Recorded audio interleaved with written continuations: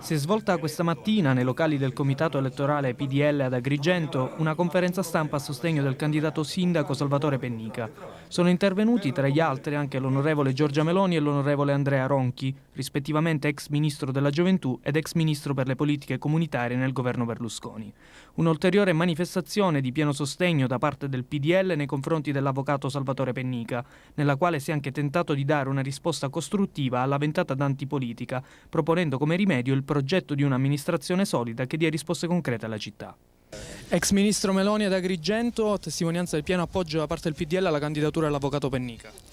Assolutamente sì, è una candidatura autorevole sostenuta da tutto il centrodestra, di un professionista assolutamente valido che in questo territorio può costruire, diciamo, una discontinuità rispetto a quello che è stato il governo del territorio. È anche un momento per ricordare in campagna elettorale il valore che ha la politica di fronte anche all'ondata d'antipolitica che tende a confondere anche una parte della classe politica che dovesse non essere all'altezza con lo strumento straordinario della politica, che è lo strumento con il quale ciascuno di noi può lasciare un segno del proprio passaggio. Allora questa alleanza tra la parte migliore e più bella della politica, tanti giovani, tante donne candidati nelle liste del centrodestra, e professionisti come l'avvocato Pennica che si mettono a disposizione della loro terra, può essere lo strumento dal quale ripartire anche per riannodare il rapporto tra la politica e gli italiani.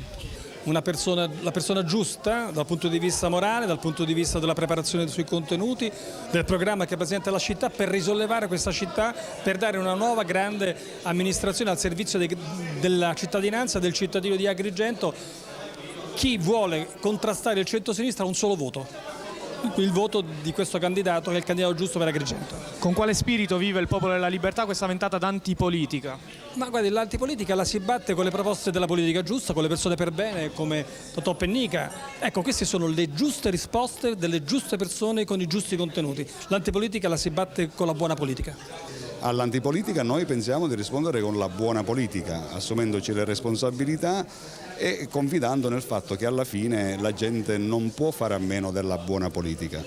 Ad Agrigento abbiamo individuato un candidato che è l'avvocato Pennica, che rappresenta, se vogliamo, entrambi gli stati d'animo della popolazione agrigentina e nazionale, cioè di una persona che pur essendo stato impegnato in politica negli anni che furono rappresenta comunque una novità, penso io, positiva, e mi auguro che la città colga questa opportunità e voti in massa Pennica. La testimonianza di come il Popolo della Libertà sia unito intorno alla candidatura di Totò Pennica, perché riteniamo che gli agrigentini debbano cambiare, debbano voltare pagina e hanno l'occasione per farlo con un uomo serio, competente, preparato.